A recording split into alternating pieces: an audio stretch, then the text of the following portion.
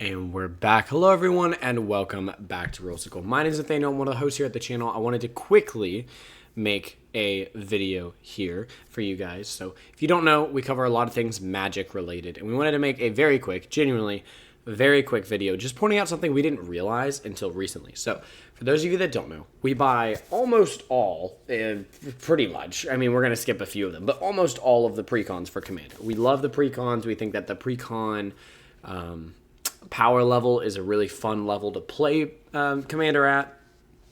And, of course, we definitely weren't going to skip out on Lone Run Eclipsed. We absolutely adore this set. So we wanted to make a video talking about something we didn't realize about the precons. So if you guys don't know, Commander precons for who knows how long, since I've been playing Magic again, have come with, and it shows it right, there it is, it shows it right here, okay? It says right here, typically, that it will come with a collector booster sample pack. And what that means is it is a sample pack that has only 2 cards in it. Well, it has a token or like an ad card. So ad card, whatever, okay? Then it has 2 cards and it has a common or an uncommon, like foil typically, or common or uncommon alternate art or something like that from the set. And then it has 1 rare or mythic collector booster sample pack card. So it's a card you could get from a collector booster. And sometimes you could get something very valuable because in these sample packs, you could pull any rare or mythic, essentially, that you could have pulled from the base set that was in collector boosters. And these were there to add a sort of a spice of life to the commander decks. They were there to add a little bit of value. I mean, I would say that probably over half the time I pulled something over $1, so it at least added some value. Sometimes it would add something to the deck because you would draw something that was really good for that commander deck. Sometimes you would draw it and it would be something good for another commander deck that you have. And it was just a little bit of a cherry on top. We always said it in our unboxing videos, and I stand by this. I will always stand by this. I'll die by this, right? You should not be buying a collector boost, commander precon, there we go, I can English. You should not be buying a commander precon for the collector booster sample pack, but it was always a nice little cherry on top, and sometimes you can pull some value. I know in the fairy precon from Wilds of Eldraine, I pulled Throne of Eldraine, which I think is currently almost a $30 card. That's almost the price of a whole nother precon, or at least half the price of a precon, depending on which precon you're talking about. I mean, that's a significant pull. And it was really nice that this was something they included. You got to see a little bit more of the set. I think it worked great for Wizards because it advertised their set more, and I think it looked really good for players because it was just a little cherry on top. The deck itself was worth the $40 or $50 or $60 typically, and then they would throw in this little extra thing. And I wanted to point out that starting with Lone Run Eclipsed, to my knowledge, we don't have that anymore. It's gone. They got rid of it. It doesn't exist anymore. And as far as I'm aware, this happened extremely subtly. It hasn't been posted all over the place. It hasn't been shouted from the hilltops.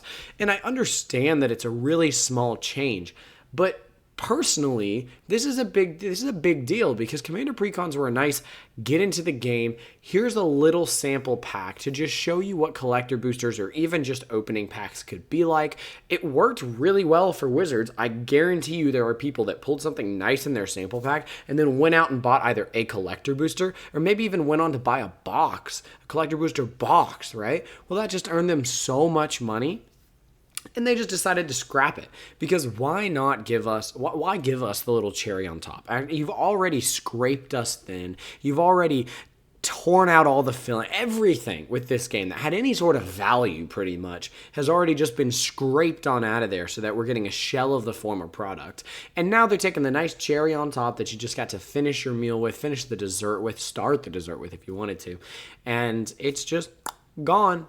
Imagine they won't even miss it. And they decided to throw featuring 2 new foils in the exact same spot on the box just to be more deceptive and make you think that maybe there isn't a difference or maybe they won't notice. What if we just take this away? What if we just raise the price a little bit? What if we just make Universes Beyond more expensive, then make half of it Universes Beyond, then start raising the price of the non-Universes Beyond up to Universes Beyond because you've been paying that price for these precons anyways? And all of it is sleazy. All of it is not subtle, even though they think it is. But it's done subtly, and that's even sleazier. And then on top of all of that, things that we've already complained about, things we've already said, like, hey, this is enough. We don't want to be dealing with this. They take away our collector booster sample pack because, oh God, they can't, they got to be up the, probably 5 cents it cost them to make that or something per precon.